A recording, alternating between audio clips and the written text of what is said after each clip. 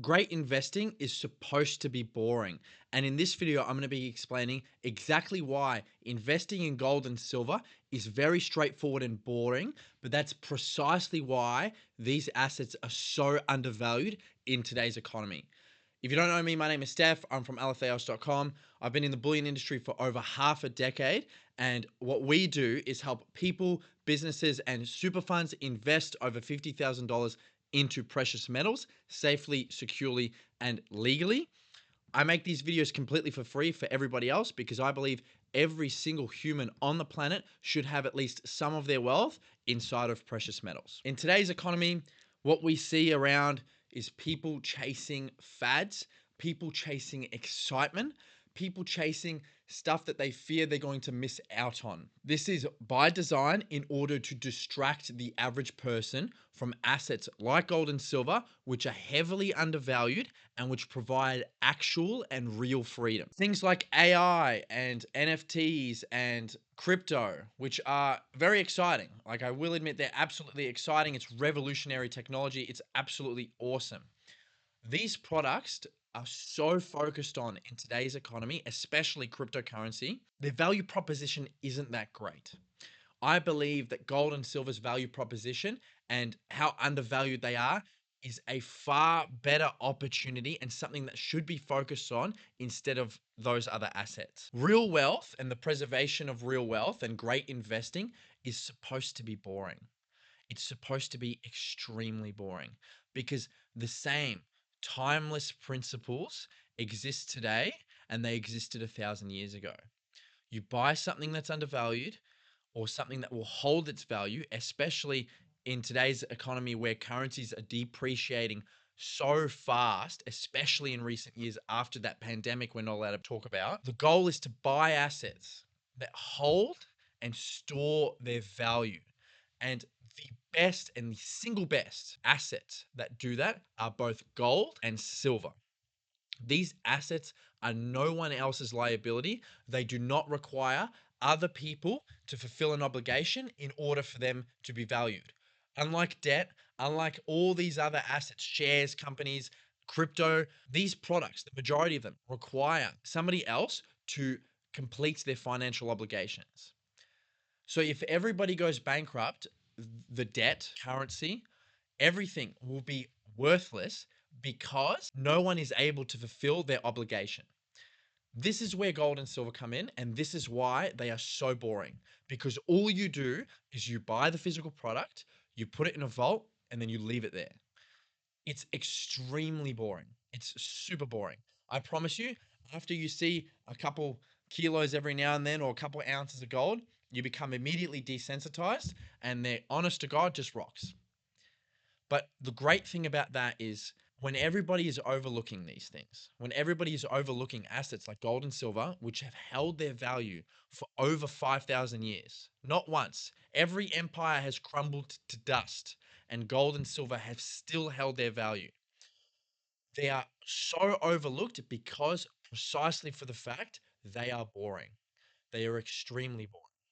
They're not flashy like all the new cryptos and all the AI and all that kind of stuff. It's not flashy, which means that nobody is looking at it, which means that nobody is investing in it.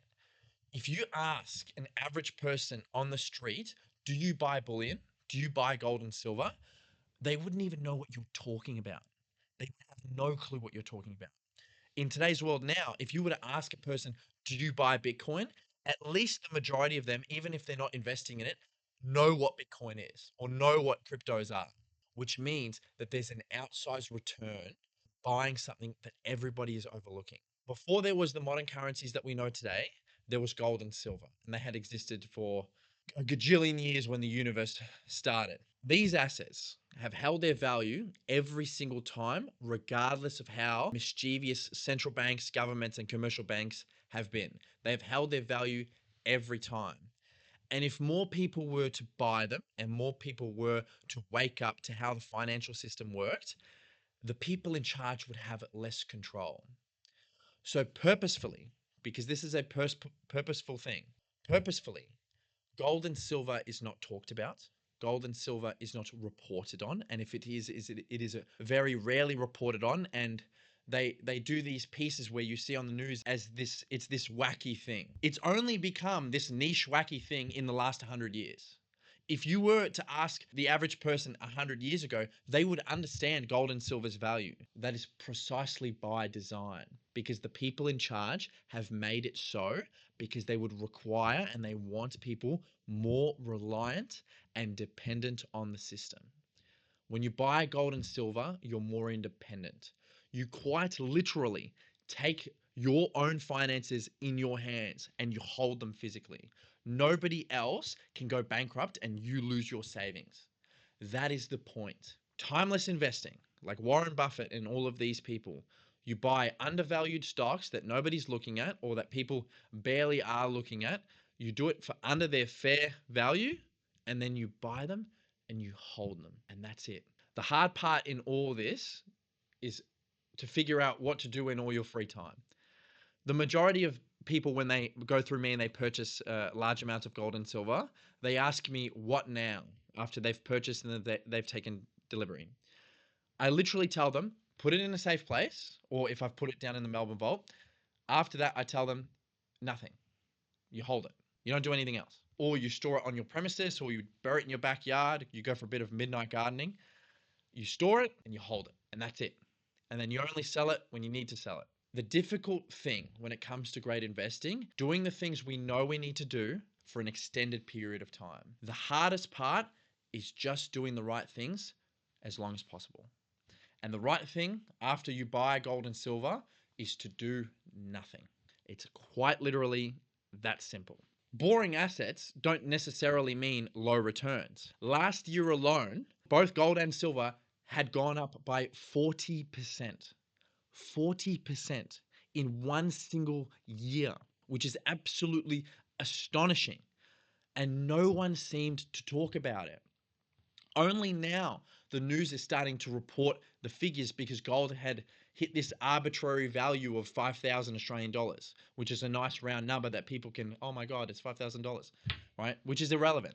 Nobody really knows in the general public about gold and silver because it's extremely boring and because the people in charge don't want people to know about it.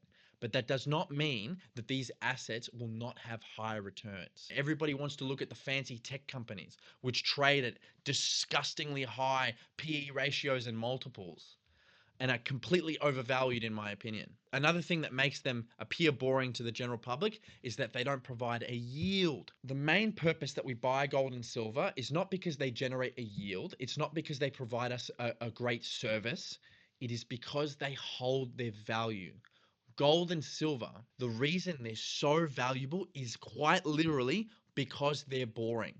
Because gold and silver will remain gold and silver until the end of time. An ounce of gold in 1,000 years, if I left it in the same spot, would still be an ounce of gold in 1,000 years. There could be nuclear war, and that ounce of gold is still an ounce of gold. That's what makes it so boring, but that's also what makes it so great, because we can invest in this product knowing damn well that it will not change, knowing damn well that its supply cannot be artificially increased, knowing damn well that it cannot be printed by central banks, by governments, by commercial banks.